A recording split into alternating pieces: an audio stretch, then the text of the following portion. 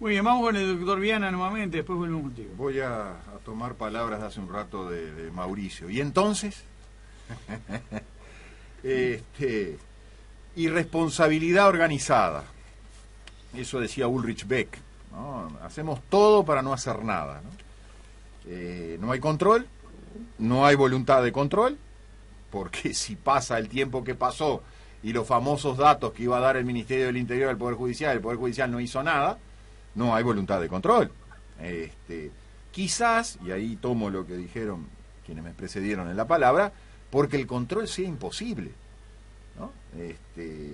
Ahora, yo lo que quiero referir es qué significa el guardián.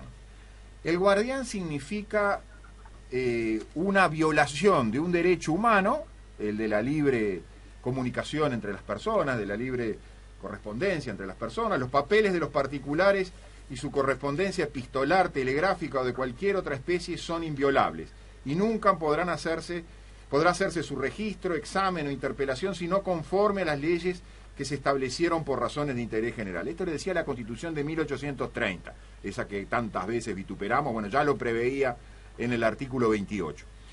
¿Qué es esto entonces del guardián? Es un mecanismo que busca legitimar, por razones de interés general, la violación de un derecho humano, de un derecho individual de las personas, de comunicarse y que otros no sepan lo que se están comunicando. Es un ejercicio de la libertad, artículo 7 de la Constitución, si queremos tomarlo en términos más genéricos. El guardián es entonces un mecanismo por el cual se legitima un procedimiento para violar un derecho individual legítimamente, vamos a decirlo entre comillas.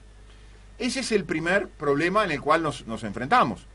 Y uno podría decir, bueno, si es imposible controlar, no establezcamos ningún tipo de mecanismo y dejemos todo descontrolado. No hagamos la patraña de decir que estamos controlando algo que no podemos controlar. Pero por otro lado, para mí tiene una segunda significación que es mucho más importante y más grave, que se va a verificar hoy por enésima vez, cuando el ministro Chediak y el ministro Turel reciban a Bonomi y al fiscal de corte, como lo vienen haciendo habitualmente, que es la violación de la separación de poderes. El guardián es un engranaje más, no es el único, no es el único. El nuevo código ha permitido también otros engranajes parecidos, para que los tres poderes que deberían funcionar separados, con independencia, funcionen mancomunados, en una suerte de comisión que fue incorporada en una de las últimas leyes, de las tantísimas que formaron el nuevo código. Parece que se vienen otras, por lo que dijo el ministro Chediak, porque van a seguir corrigiendo el Toyota que no arranca, que el motor no arranca, que tiene problema de arranque. Sí, andaba mejor el Volkswagen del 62. Mejor que vuelva al Volkswagen. Volvemos al Volkswagen, porque si no arranca y no me mueve y no me lleva de un lado para el otro, bueno, prefiero el Volkswagen.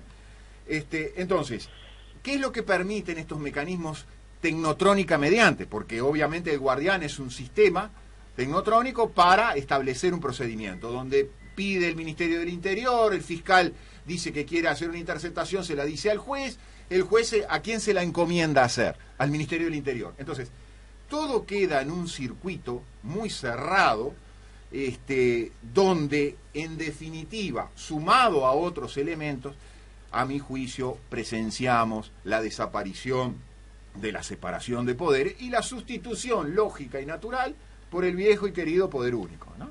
Por el poder absoluto. Este tipo de cosas son las que a mí más me preocupan, porque son formas a través de la tecnotrónica de legitimar el gran hermano o mecanismos similares. No solo el gran hermano para escuchar, sino el gran hermano para escuchar y a partir de lo que se escucha, actuar sobre los individuos. Yo voy a recordar dos ejemplos que conozco y muy directamente.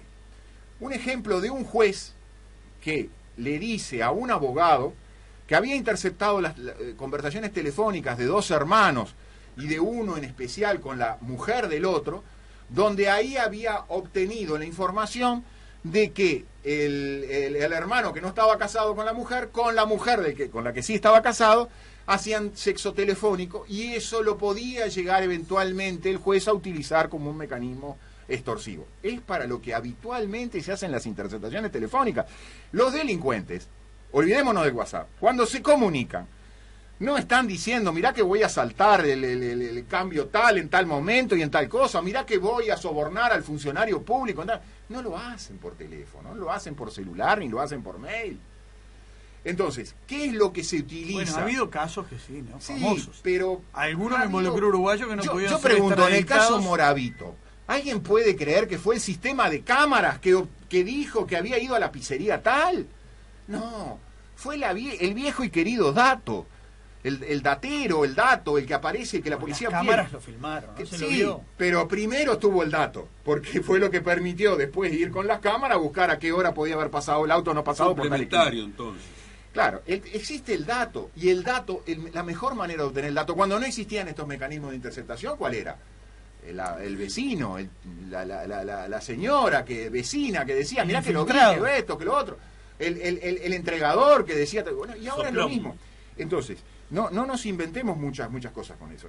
Y después voy a comentar otra situación que vi directamente. En determinado momento, antes del Código Nuevo, mucho antes, estoy hablando mucho antes, principio del 2000 por ahí, había una juez que tenía interceptado medio Uruguay, una juez penal que después renunció cuando la trasladaron porque se dieron cuenta del mamarracho que había. Tenía interceptado a medio Uruguay. Y ¿saben lo peor de todo? Es que no registraba esas interceptaciones en ningún lado. No había ni siquiera...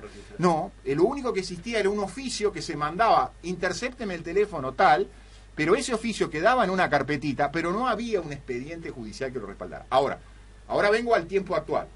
Miren que en el tiempo actual no hay tampoco expediente judicial. Hay una comunicación con un pedido que se intercepte tal teléfono por motivos por motivos genéricos generalmente. Tampoco que vayamos a creer que ha mejorado mucho la situación. Lo que sí sé es que había una juez que dio origen después, bastante después, a la creación de los juicios de los juzgados de crimen organizado. Porque esa juez, el que le pedía la mayor parte de las interceptaciones era el Departamento de Narcóticos. Era el juzgado penal de narcóticos en su momento. Así se lo conocía. Muy bien, vamos a una doctor Viana. Cortito y al pie. El Poder Judicial es un poder florero, ¿no? Los jueces son floreros. Lo reconoció el ministro Chediak. Bueno, no tanto así, pero... Bueno, dijo que el 3% de los asuntos llegan a juicio, que lo demás no se sabe qué se hacen adentro de Fiscalía. Bueno, con esto del Guardián lo mismo. Son un poder florero. Los jueces son floreros. Y algo para tranquilizar a la gente. A mí me lo decía un amigo hace muchos años. Cuando hablas por teléfono estás hablando en una tribuna del estadio. Cuando mandás un mail estás escribiendo un graffiti en una plaza pública. Y hoy habría que agregarle... Cuando vas a los lugares indebidos, saben que estás yendo a los lugares indebidos. Que el ciudadano sepa eso. Yo creo que es lo más importante que podemos dejar, no dejar de decir, que sepa que está pasando todo eso. Muy bien, agradecemos muchísimo al doctor Viana, entonces, a Antonio Ladra, a Luis Nieto.